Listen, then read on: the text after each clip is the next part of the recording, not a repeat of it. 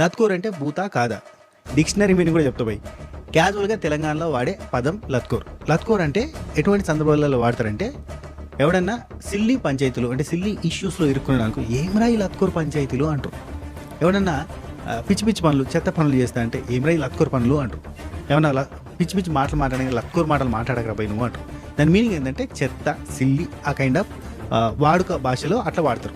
దాని ఉద్దేశం అది. ఇక డిక్షనరీ మీనింగ్ అంటే ఇది బ్రిటిష్ వాళ్ళని ఉద్దేశించి బ్రిటిష్ వాళ్ళని హేళన చేయడానికి వాడే పదం.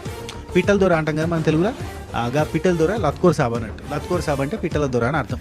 అంటే తిక్కలోడు అనే సెన్స్లో, గఫాలు కొట్టేటోడు తిక్కలోడు అనే సెన్స్లో వాడే పదం. హరీష్ వాడిన పదం తప్పు కాదు, కానీ కాంటెక్స్ట్ ఖచ్చితంగా తప్పే. ఎస్, ఎందుకంటే అతను అంటే అమర్యాద అని ఫీల్ అవుతుండు, ఇట్స్ ఏకవచనం అని ఫీల్ అవుతుండు. మీరు అని సంబోధించాలంటాడు, గారు అని సంబోధించాలంటాడు. అంత రెస్పెక్ట్, అంత సెల్ఫ్ రెస్పెక్ట్, అంత ఆత్మాభిమానం కలిగినోడు అవతలని లత్కోర్ పనులు అని అనేంత రైట్ లేదు ఆయనకి. కంప్లీట్లీ తప్పు. అతని ఆర్గ్యుమెంట్లో కంప్లీట్లీ హరీష్ ఈజ్ బ్లండర్. అసలు నాకు ఎక్కడ నచ్చలేదు హరీష్. నిన్న నాగార్జున గారు మెచ్చుకోగానే మళ్ళీ ఆ గుండు మీదకి గుండోనికి ఉన్న కొమ్ములు ఈయన మీదకి వచ్చేస్తాడు. అమ్మాయిని గౌరవిస్తా అంటాడు, అమ్మాయిల మీద చాలా సీరియస్గా మాట్లాడతాడు.